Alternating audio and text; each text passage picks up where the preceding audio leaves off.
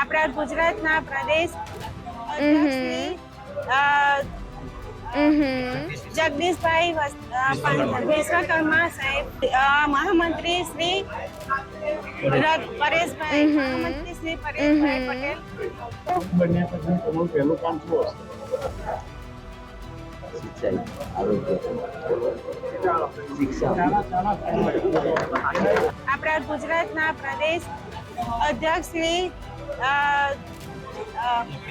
જગદીશભાઈ વિશ્વકર્મા સાહેબ શ્રી તથા ગુજરાત રાજ્યના આપણા ગુજરાત પ્રદેશના મહામંત્રી શ્રી